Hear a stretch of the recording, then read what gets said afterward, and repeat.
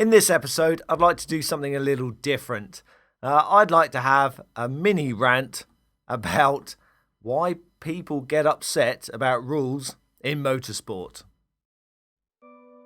Very simplistically, there are two types of rules. There are safety rules and there are class rules. So the video you can see running at the moment is of myself scrutineering cars for our local forward-only auto test. So the safety things that I'm checking here are either set by the governing body for this sport, which in this case is Motorsport UK, or rules that our local car club has created because we feel that it's necessary for our sport to be safe. So I'm going around the car just checking very basic things. One of the first things I'll check is the battery to make sure that the battery is bolted down properly. Because if that becomes loose, there's always the risk that it might arc out on the bonnet or other parts of the bodywork and start a fire. So obviously we don't want that. I'm looking in the engine bay just to make sure that everything looks right. I'm not actually checking anything individually, but I'm just making sure all the wiring looks good and it looks safe. Then I move around inside the car. I'm looking at the driver's seat, making sure that that's bolted down properly and not loose. Checking the seat belts, making sure they're secure, or if they're an inertia seat belt, I'm making sure that that works properly. I'm putting my foot on the brake pedal, just making sure that there's some form of pressure behind it. Checking the steering wheel, make sure there's no excessive wobble in that either. I'm also looking inside the car to make sure there's no junk in there.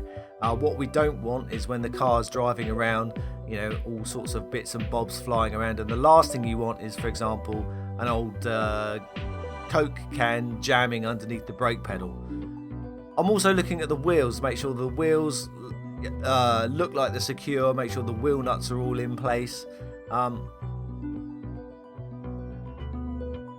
All very basic things, but it's just to make sure that our club is satisfied that the driver is turning up in a car that's safe. This combined with a crash helmet, a driver's license and a membership card, you can take part in our forward-only auto test for something like £14. It's an absolute bargain for a day's motorsport. I've had this footage for a while and I thought it'd be a good backdrop for me to have this little rant. Right, let me get to the point. So, motorsport, no matter what discipline you have, it will have individual rules to suit that type of sport. And that's the same for any type of sport, whether it be tennis, snooker, football or tiddlywinks. They've all got rules. So the first three that I just said, which was tennis, snooker and football, they all involve balls. So that's a ball sport, isn't it? I don't know if snooker actually comes under that, but it's a ball sport, isn't it? And so you could say, well, why do all ball sports not have the same rules? Well, that's pretty obvious, isn't it? They are completely different things. Same with motorsport. Just because you're driving a car doesn't mean that the same rules apply for each type of motorsport. So autocross will have one set of rules. Hill climbing will have one set of rules. Rallycross will have one set of rules. Rallying will have another set. And obviously circuit racing does as well. And so, just like ball sports, you don't go, do you know what? I'm going to take up ball sports as a hobby. That'll be brilliant. You kind of have to then look at all the different ball sports and decide which is the one that you think that you're going to enjoy the most, or if you're one of those super competitive people, which type of ball sport am I going to be very good at with the highest chance of me winning? Exactly the same thing happens with motorsport. So you look at them all and you go, do you know what? I'd really like to have a go at circuit racing. Brilliant. You can't just turn up in any car and have a go at circuit racing. The safety rules are much more stringent, and obviously the racing on the circuit, there are an awful lot of rules. The building of the car, again, the rules involved in building a car for circuit racing are very technical. And with all these sports, so how do you know what the rules are for motorsport? Well, Motorsport UK is the governing body for motorsport in the UK, and they produce what is known as the Blue Book. You can look this blue book up online. In fact, I'll put a little link down in the description, and it will tell you everything you need to know. It will tell you the rules of engagement when you're taking part in the sport. It will tell you exactly what you need to do to meet the safety regulations with your car, and also it will tell you what you can and cannot do to your car in that discipline. And this goes from full national rallying right down to club sport, which you see here, which is us driving around in a car park, driving around cones, trying to beat each other. All those rules are in there. So again, going back to the original thing, the mistakes that I see are people get so excited about making a race car that they start injecting all their different ideas into their car, but not actually looking at the rules for that particular discipline that they want to enter. For example, the thing that I see most often is they go race cars. Yeah, they have no interior at all, do they? So they'll buy their Ford Fiesta or whatever, and they'll strip the interior out and go, yeah, race car. Well, in our particular sport that you see here, there are 5 different classes. Let me quickly run through them. There's class 1, so that's for unmodified cars under 1400cc. So you're not allowed to modify the car, and as long as it's under 1400cc, you're in class 1. And then we have class 2, and this is for unmodified cars over 1400cc. Same thing again. You're not allowed to modify the car, as long as it's over 1400cc, you're in class 2.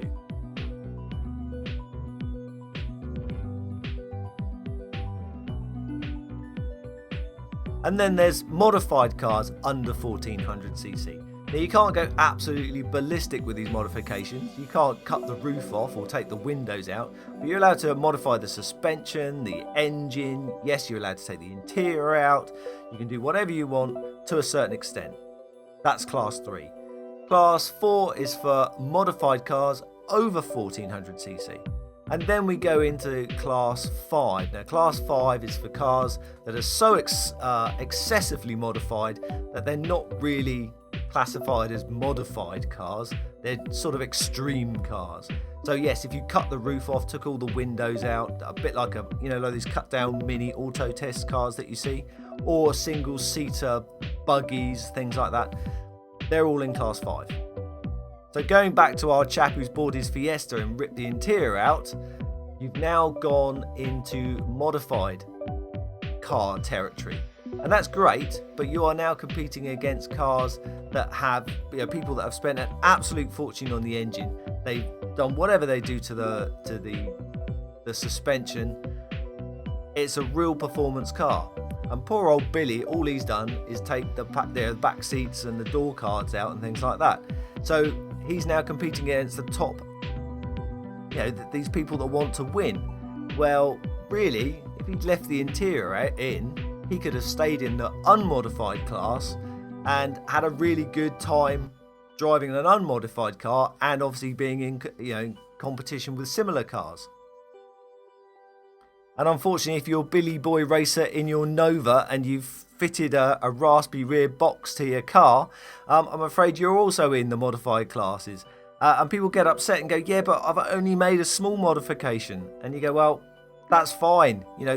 Please come and compete, take part, but you will be in the modified class because you've modified your car. It doesn't matter. I think it all comes down to your perception. If you want to compete, same as any type of sport, if you want to compete and be competitive, you have to read the rules and you need to play to the limits of those rules. Now, I did exactly the same thing in my RX Mini, is I built it to the absolute limits of class 3, which is modified cars under 1400cc. To the point where many people would question it and go, actually, I think you've over-modified the car for that class and I think you should be in class 5. That's kind of when you're in that really sweet spot.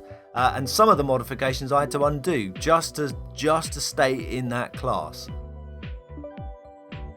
And that's what you need to do if you are super competitive.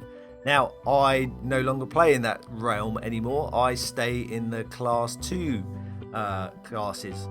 I've got an unmodified MX-5 that stays in Class 2, and we've obviously got our Suzuki Ignis Sport. Both of those cars, one is very basically set up for tarmac and one is for the off-road events. But I have so much fun driving unmodified cars against other unmodified cars that I don't actually see the point in spending vast amounts of money in a car to try and win championships. But that's, I've been there, done it, so I'm now doing it just for the giggles. And you have to be honest with yourself, and you go, why am I doing this? If I'm just doing it for fun, then it doesn't matter what class you're in. You're in there, you're having a go at motorsport, and then you can decide later on whether you want to be super competitive or not. And the other thing is, are you building do you want to take part in motorsport so that you can use the car that you have? So a lot of, I don't want to coin the phrase boring racer too much, but there are people that make race cars for the road, basically. And so the rules don't apply for the road. There's obviously road rules that you have to comply to, but you can modify your car and do whatever you want, and it doesn't matter because it's just to impress your mates or to please yourself.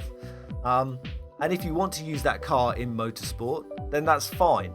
But don't get upset if you can't enter the car into the class or the type of motorsport that you want to, because you haven't built the car to those rules. Now you can get away, it doesn't mean that you can't enjoy a motorsport type experience, because that's exactly what track days are for. So track days, they do have rules. They often have sound limitations on the noise that the exhaust makes. And they will also scrutiny your car to make sure that it's basically safe. But what they won't do is divide you up into classes depending on the modifications that you have to your car, because track days aren't timed. I don't know if you've ever been to one. They get very upset if you end up timing yourself, or someone times you, or you time yourself. They get very upset and they go, I'm really sorry, if you continue to do this, we won't allow you to take part in the track day. And people don't understand why, and that's what it is. It's a clear, definitive divide between motorsport and testing or track daying or whatever you want to call it. Because as soon as you start timing, that means you're going to start comparing times, and that means that there's going to be a winner, and that turns it into motorsport, and that is not what it's about.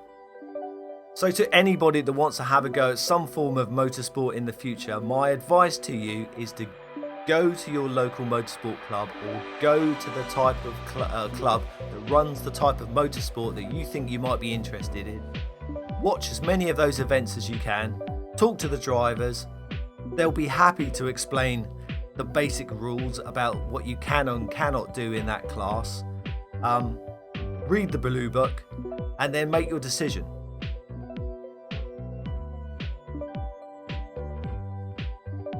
That way you won't spend an awful lot of time building a car that you think will be competitive or you think will be cool for this type of sport, and be disappointed when the scrutineer goes, I'm really sorry sir, you can't do that. Motorsport can be a very accessible and cheap form of sport if you really want it to. As I say, the events that we run, they're about 13-14 quid for a whole day's worth of motorsport. I can turn up in my daily driver and have a really good time. Or you can spend an absolute fortune. It's entirely up to you. Either way, if you've never done any form of motorsport before, I advise you to go to your local club, have a chat, have a look at it, and I guarantee after your first event, you will be hooked. But don't forget, read the rules. Thank you very much for my little rant. I hope it wasn't too boring.